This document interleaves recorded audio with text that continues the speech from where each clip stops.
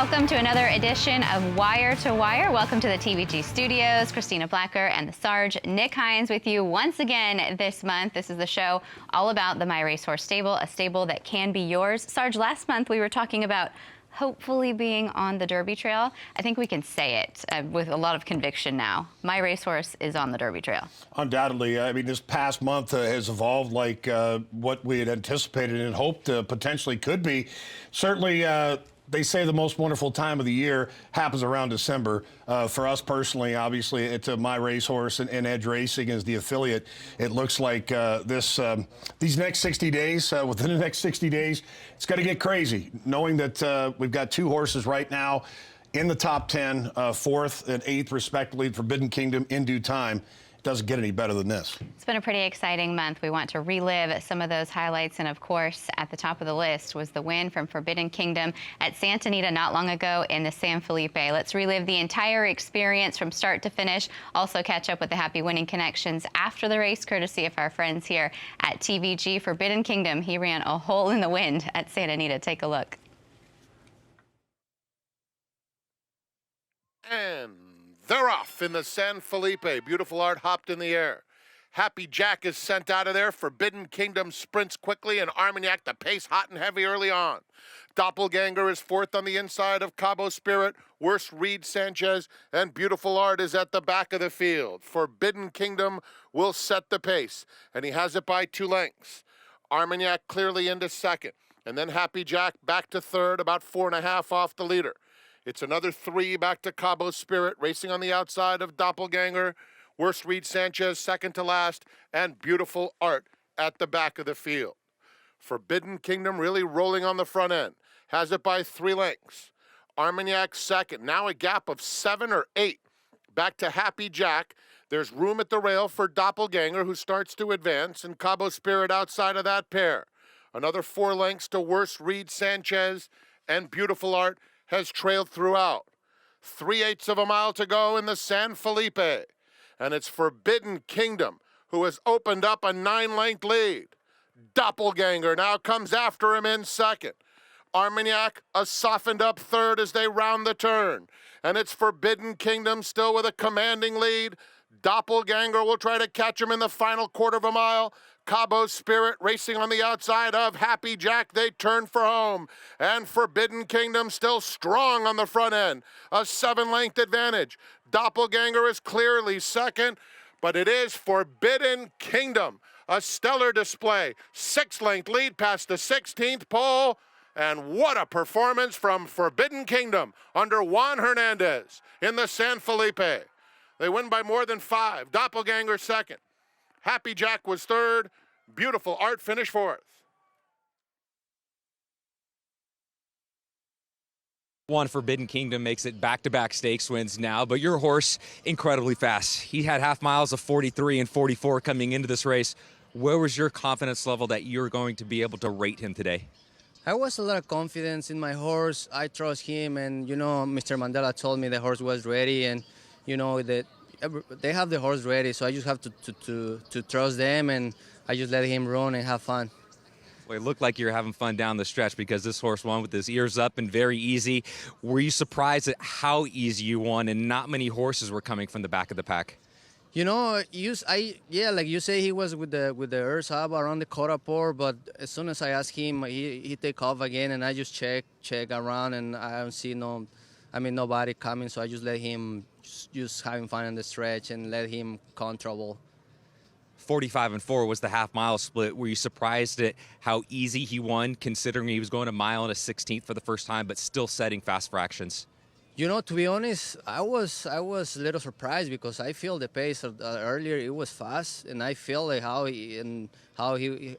fast we went. I mean, for a mile and 16, that was a really fast pass, but fast pace. But you know, I was holding him the much that I can, and he was doing the hard pace by himself. So I was kind of surprised. He just kept going. He just never stopped. Yeah. What have you learned most from this horse in 5 lifetime starts now? You know, he's relaxing a little bit more. I learned him a lot. We're trying to teach him to relax him a little bit more. But you know, he's just fast. He's just like that. Yeah. Appreciate the time. Congratulations. You're welcome. Thank you.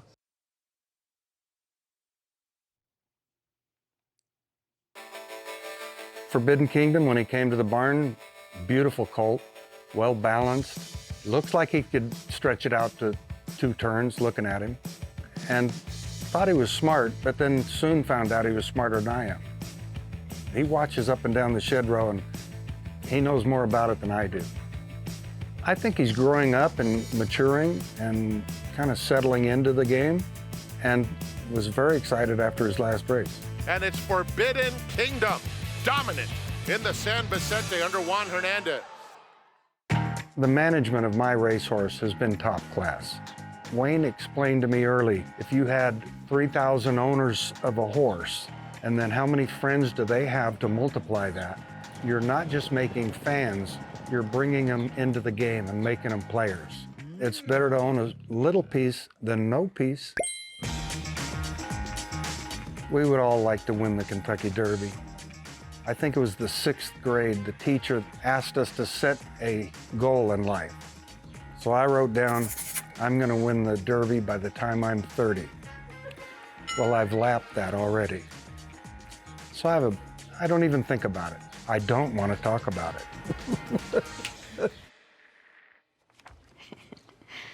Joking, as always, the Hall of Famer Richard Mandella, but obviously it is a goal for everyone in this game. And the fact that one of the greatest trainers that we've ever seen hasn't quite reached the top of that mountain just illustrates how difficult it is to win the Kentucky Derby. Oh, absolutely. I mean, we reckoned a few years back he had a horse by the name of Omaha Beach, late Mr. Porter at Fox Hill, horse that seemingly would have gone in, was your Kentucky Derby favorite, scratch due to a throat apparatus issue. But, you know, I think in the story of Papa Mandella and a Hall of Fame trainer and his son, Gary, the entire team has done a tremendous job with this horse, and he's evolved in such a way that he had such brilliant speed. The idea was trying to ration that speed. And I think when you talk about trainers that fit horses, and much like we saw with John Sheriffs, who undoubtedly will get into the Hall of Fame. We look at Art Sherman with California Chrome, John Sheriffs, and yada. In this particular case, Forbidden Kingdom is the perfect suit for a Hall of Fame trainer, Richard Mandella, because he's been able and kind of allowed this horse to ration his speed, and he does it so naturally. The one thing that I spoke to with our West Coast racing manager, Joe Moran, manager of Edge Racing, longtime friend, we discussed the idea of certain horses, they just know what to do when they get out there. But the idea is to try to stay out of their way, try to keep them out of trouble, and it's like a prize fighter. And the one thing about Forbidden Kingdom, he does it in such a way that it's subtle. You heard from Juan Hernandez, who's done a wonderful job and been able to get him to come off the bridle and kind of check and come home.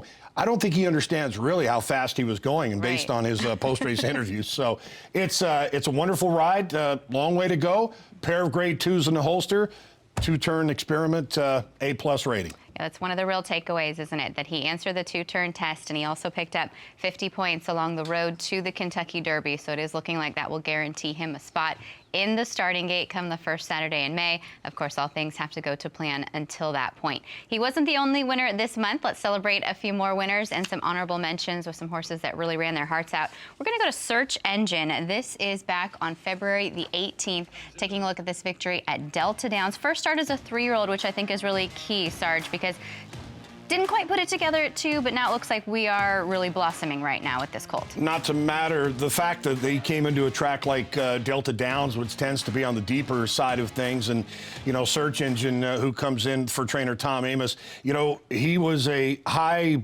purchase, kind of a highfalutin 2-year-old in training purchase last year at OBS, but he is certainly one that appreciated the time as a son of Flatter. To go over to Delta Downs, kind of run the 3-turn game, do what he did, earned a 65 buyer speed rating for the 1,672 partners involved with Search Engine.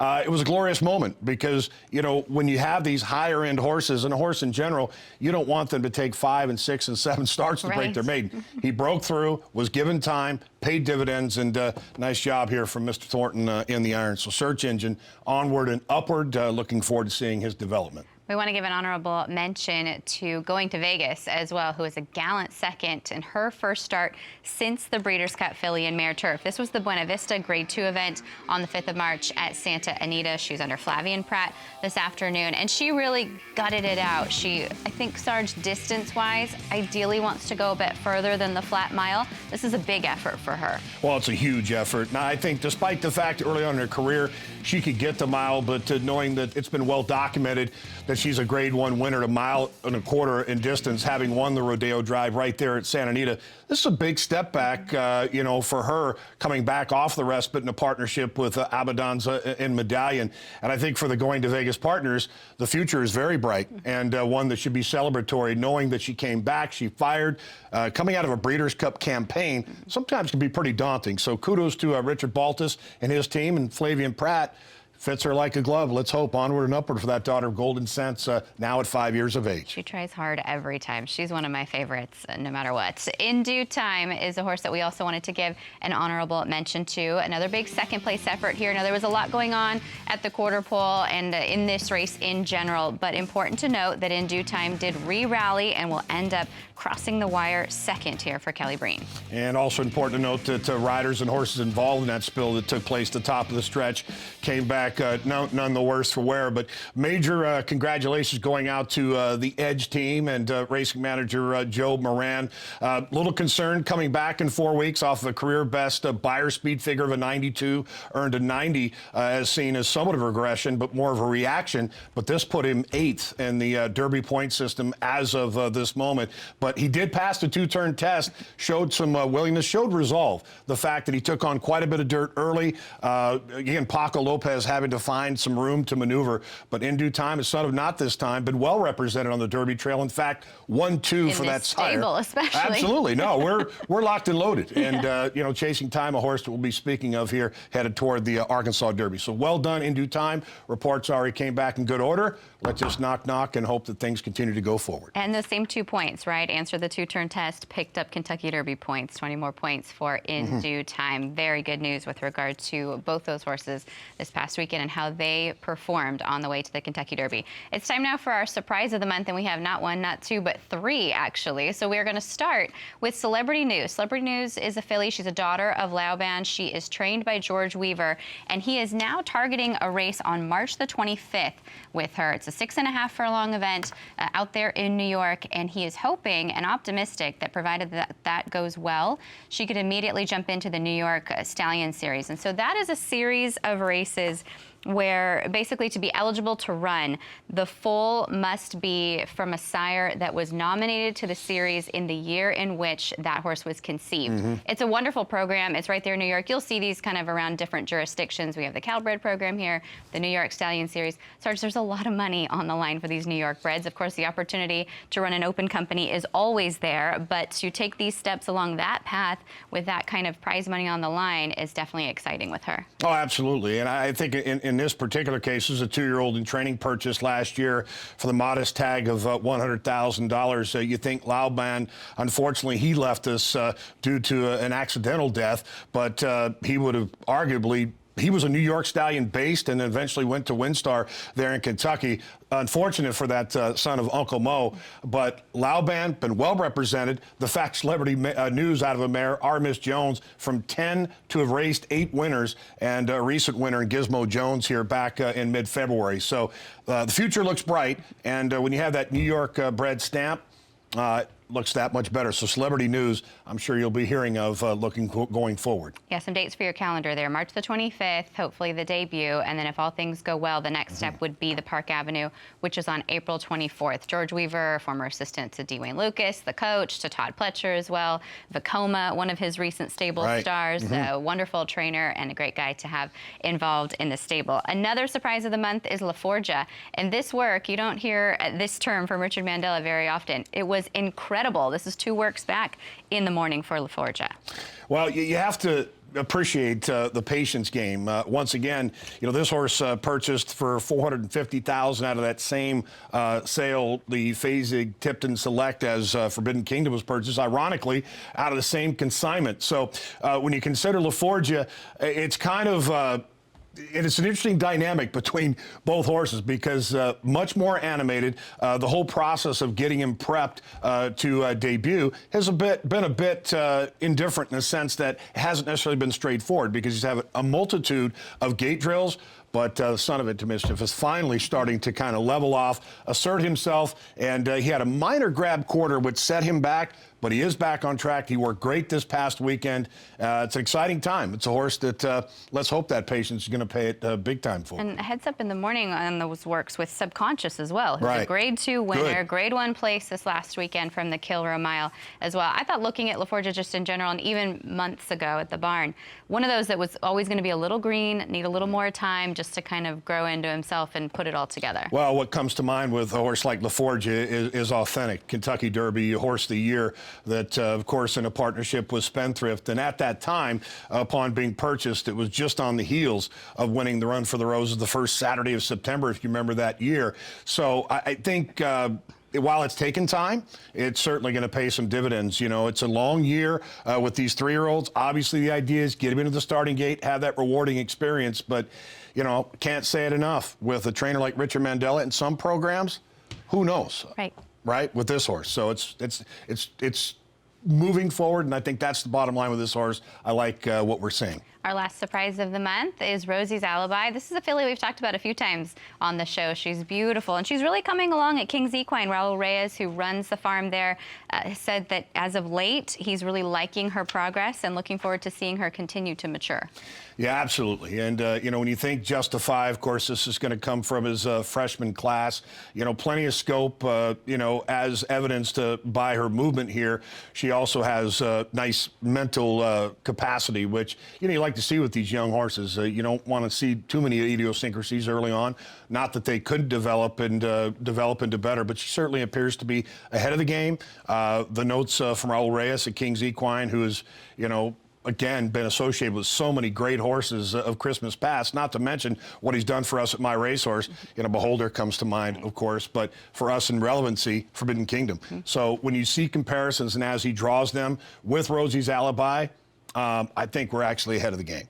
Good news there. Looking forward to seeing her continue to develop out there at King's Equine, and then when she comes to the barn, of course, as well, to start that serious training in regards to her first race. Okay, workout of the month is up next. Hero Status is the horse that we want to focus on. This is a 3-year-old son of Flatter. He's in the Mark Glatt barn, and he caught some real company in this work, Sarge. Well, he did, and I tell you, there's good reason why this is the work of the month, and, you know, he does it well in reserve. You may notice the rider here with the red cap, former race rider Agapito Delgadillo, and, you know, again, I think anytime you get a jockey, former jockey, that can give an assessment on a particular horse, it's ultra positive in a sense that he absolutely adores Hero Status. He said, you know, he does everything right. Big free-flowing horse, purchased out of the Eddie Woods consignment last year in a partnership with Dan Agnew and training with Mark Glatt, a horse that was purchased for $270,000, a son of Flatter. Kind of similar to what we saw with Search Engine, although Search Engine had those starts as a 2-year-old. Just some time to develop, and, you know, AP India, as precocious as he was, he's a horse that, you know, if he could have had a longer career, heaven knows what he would have done on the racetrack, but his stallion value was so incredible. But to 2,871 partners in on Hero Status. I know when I was out at Clocker's Corner last weekend, it was electric. People are very excited about Hero Status. I feel like you had all eyes on Hero Status in the morning, indeed. So good luck to the team from Mark Glatt's barn as he continues his training in the morning. We'll have more updates on the work shows with regard to Hero Status. We wanted to take a minute to talk a little bit about some equipment, because I think sometimes we take it for granted, Sarge. There are some minor changes that can be made with regard to a horse's equipment, whether that be in the mornings or on race day, and sometimes these do need a little bit of explanation. So we're going to start with the shadow roll. So if you have ever wondered what it is, or I'm sure you've seen it many times on your horses or just any horse that you're out there watching train, it's basically a piece of sheepskin that would go over the noseband of the horse, and it's designed designed to help them restrict their vision just a little bit. Remember, horses have near 360-degree peripheral vision by the way of where their eyes are placed on their head.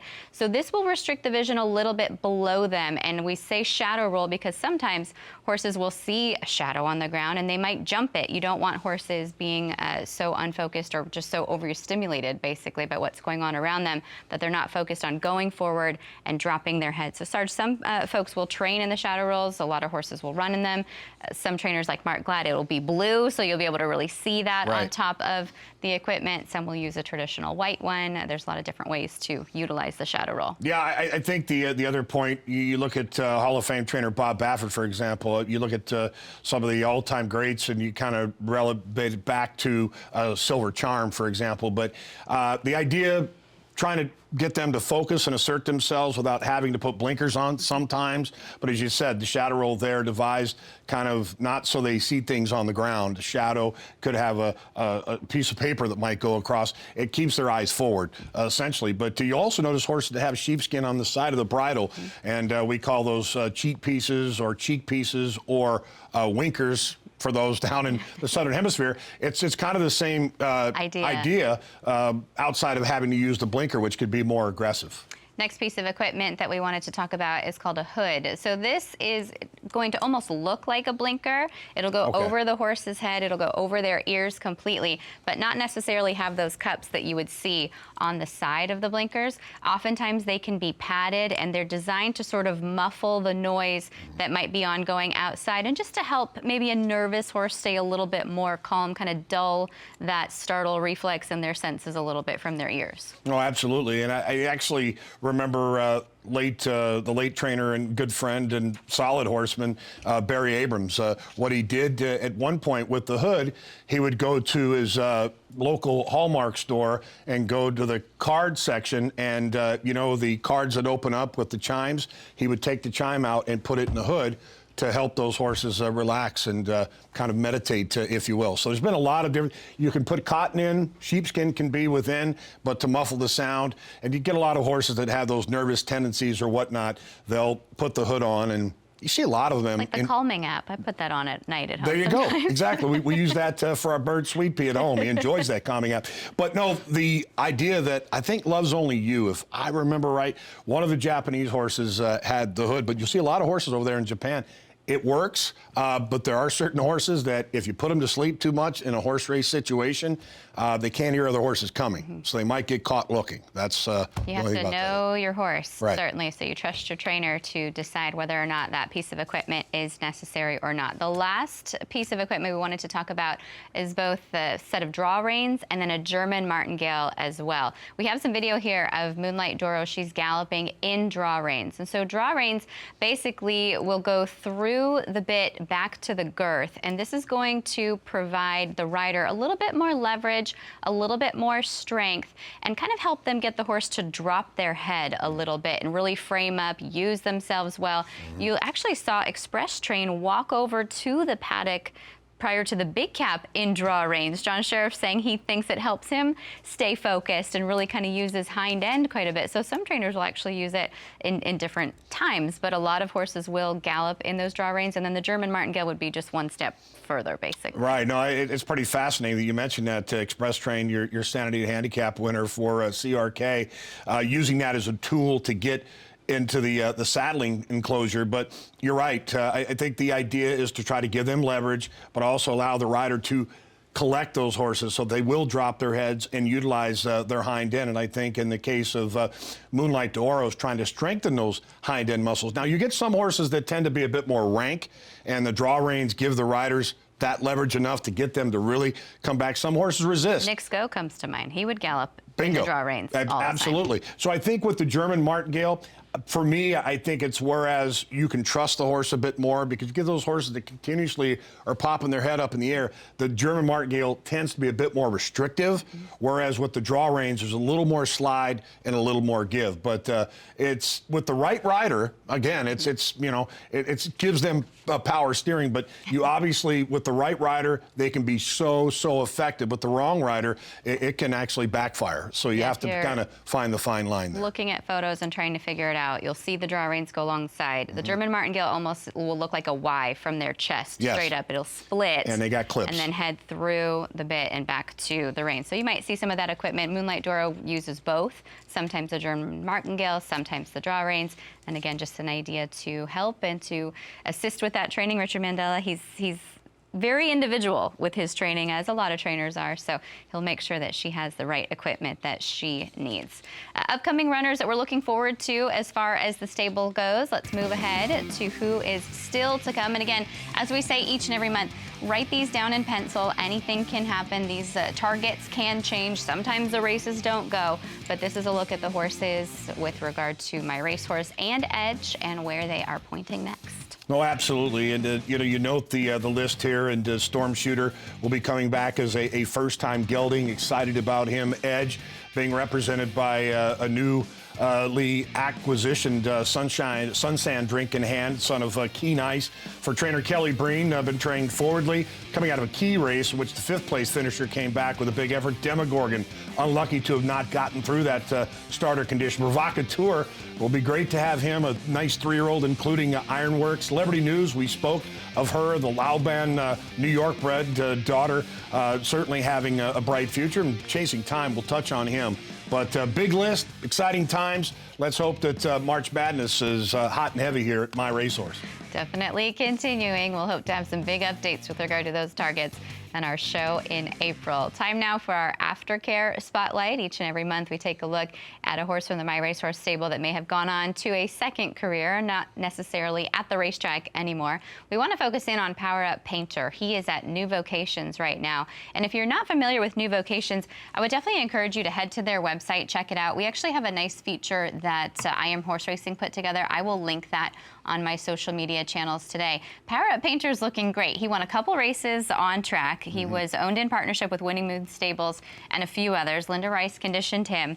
But now he's at New Vocations, where they basically rehab first, then they retrain, then they rehome. And they take a lot of pride in figuring out the best match for that horse with their new owner.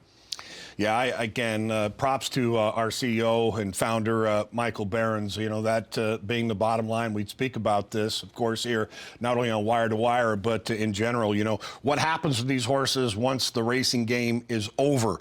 But it is on the top of the list that we make sure these horses get a soft and happy landing. One thing I'll say about Power Up Paynter, he was a 2-year-old in training purchase, modest, I think right around 100,000, Linda Rice training. A horse that he had bright lights, certainly talent. Unfortunately, things didn't work out as well in his career, but he won multiple races, but he always was genuine, just his personality, having met him first time at the sale out there. So I would say that wherever he is right now, he's certainly in a happy place. The pictures look wonderful, but when you look at his eyes, you can certainly see a horse that is in a very, very great spot. He, based on the injury that incurred last out, he could have come back, but the reality was we knew that he wouldn't come back to the level at which we would hoped he would. And obviously, when you come off of multiple surgeries, you're also in jeopardy of the fact that he could re-injure. Didn't want that to happen, so it's great to see that he has found a great place, and we appreciate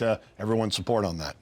Yeah, New Vocations, they rehome about 500 horses per year. If you are interested, please do visit their website to see how you can rehome a former racehorse. Not one, not two, but 3 stable spotlights. I am going to go first. My stable spotlight this month is Cable Boss, the son of Quality Road. He's out of the mare Song of Bernadette. That makes him a half to Catholic Boy. Catholic Boy, a dual Grade 1 winner on both surfaces. He won the Belmont Derby. On the turf course, he won the Travers. On the main track at Saratoga. This is a beautiful horse. This is video from the Ocala event in February. We also had some photos from when he was purchased at the Fasig-Tipton Select Sale in Saratoga. He is a horse that is eligible for the $2 million Derby bonus at this point, and as far as the offering goes. And I'm looking forward to seeing what he can do, Sarge. He's bred on the same cross as the Saudi Cup winner, Emblem Road. And when we say that, what we mean is he's by the same stallion. He's a son of Quality Road, and then he's out of a mare who is by the same stallion. So he's out of a mare by Bernardini. You're getting the same cross as Emblem Road, who you're seeing this winner of the Saudi Cup, the $20 million Saudi Cup, just a few weeks ago as far as international racing goes. I like him, Sarge. He's very regal, I think, when you look at him. He has a lot of leg. He looks like a lot of scope. A horse that I think as the time goes on and as the distances progress could really come into himself. And if he's anything like his half-brother, could be very versatile in terms of his affinity I should say, for the two surfaces, whether it be the turf or the main track. So Cable Boss, he is my stable spotlight. He certainly looks the part, and now would be a most wonderful time to get involved in a horse with such a bright future. Not to mention the fact that you have some bonuses on the line. I think the fact that MyRacehorse, at this stage of the game, has proven with these young horses that the potential is there. I don't think it's a pipe dream. I think the dream is real, and Cable Boss certainly no exception to the rule. So we certainly look forward to that. For me, stable spotlight, I kind of took advantage of the fact that, too. A big guy. I'm like, all right, look, bottom line for me, it's Mrs. Whistler. This is one that was purchased last year, modest $80,000 two-year-old training purchase, OBS April last year, a daughter of Toneless, and certainly out of a mare who's been quite the producer in court appeal. She's had two runners, two winners, and you think, well, 2 for 2, that's great, but what about it? LZ, she's now earned $447,000. You can make a clear argument she's one of the top turf sprinter fillies across the board, across the nation. She's certainly going to step up into some graded stake company for Chris Hartman, perhaps next out. But Mrs. Whistler, trained by Saffie Joseph Jr., who just had a graded stakes performer in toneless shape, and she's kind of a cookie-cutter version of that, and we're excited. She's moving along very well. Sappy Joe seems to be quite pleased with her training, and Mrs. Whistler, onward and upward. A lot look of forward to energy seeing out her there, even at the Gallop. You gotta Absolutely. love that. She looks Determined. happy to do her job, certainly. Okay, one more stable spotlight for you, and we keep saying this. We have another son here of Not This Time. What do we need to know about Can't Hush This moving forward? Well, you better get yourselves lined up to the proverbial betting window, if you will, or perhaps if you haven't signed up for a TVG account, you reside in a state where wagering services are available, you know what There to you do. You know the bottom line. Can't Hush This for Tom Ames comes out of a hot maiden special weight. I mean, I think there's going to be an argument in months to come. That might be the best. You had the Pletchers, you had the Cox, you had the Asmussen. This horse hung in a gallant fourth. He never quit trying under Renee Diaz. The young apprentice was such a bright star of a future. And I would have to say, Can't Hush This, I think it's going to be a wonderful wagering opportunity because he kind of slides under the window. I just like how he stayed on in a very quickly, speedily run race. I mean, it was far above par in my mind, and in particular for the level. So Can't Hush This. I've got him on my stable watch. I'm watching very closely. It's just the tip of the iceberg. A couple dates to write down with regard to Can't Hush This. March 16th, Tom Ames says he's planning to enter him. It's a turf race, but he will be a main track only entrant. Okay. So he will only compete if there's some sort of weather and they take that race off the turf and it's run on the main track. If that scenario does not come to fruition, the next race would be March the 26th. That's a maiden special weight race where he will be entered on the main track. Yeah, and I just wanted to add, this horse is part of the Future Stars, over 4,350 owners, 982 in particular with Can't Hush This. So, hey, if you're out there watching Wire to Wire, Christina and myself say, Can't Hush This. Hopefully they can't touch him when it comes race time.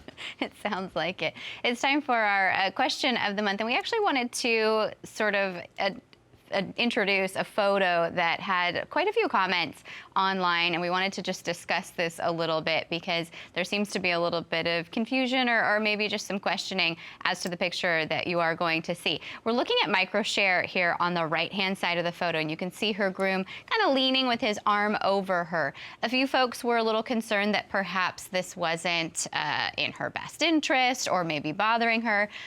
I would take the complete opposite approach myself, Sarge. I think these two really share a bond. They're very comfortable with each other, and she's just almost having a cuddle kind of with her groom out there. Yeah, I think you said it best. The one thing that, Christina, I think that what you have to understand here is that you have a relationship with the groom and the horse. These are their caretakers and, essentially their confidants. Horses tend to be a bit nervous or maybe not so nervous, and they need that individual to talk to. I think in this particular case, I would be more concerned if a groom were standing 6 feet away and kind of just, having a conversation with someone else. But the other thing you have to remember is that these horses are actually ridden in race scenarios. So if you have a groom that might be leaning, you have to remember that groom probably weighs 160 pounds, and you're talking about a 1,000-pound plus animal. But I think it's just more of a union. I think it's that relationship. It's that bond. And keep in mind that that's the schooling process. This is the time when you want to have that one-on-one saying, hey, everything's cool. Obviously, micro-share. She's going to go postward to maiden special weight. Let's hope that she can graduate and career start number 3. But the truth is, it really just comes down to relationship and understanding. Some horses, they don't like that cuddly stuff. True. I personally like a hug. Some people don't. But I think in this particular case with her, she's a big, wholesome filly.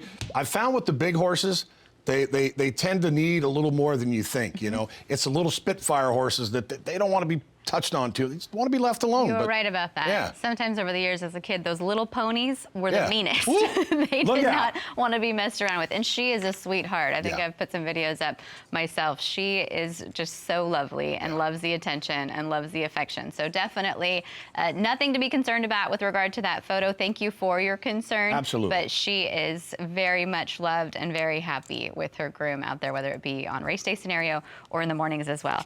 Let's talk a little bit more about the Derby Trail before we wrap up the show today. Just a reminder of what is to come for these horses that we are so excited about right now. Starting with Forbidden Kingdom, of course, the big win in the San Felipe, and we'll just leave it to Papa Mandella to see how he progresses in the next couple weeks. Well, certainly, and for the 494 partners on Forbidden Kingdom, I'd have to think that with the celebration we had up at the 100-to-1 and post-Winter Circle celebration, it seemed triple. But I know it was a celebratory moment, and let's hope that going forward for those partners it continues. Perhaps the Santa Anita Derby next. Chasing Time, Christina, coming off of what I thought was a better-than-looked effort in the Grade 2 Rebel. And, again, in reflectives, this race ended up turning up, to me, a race that didn't necessarily favor him. He was kind of taken out of his element.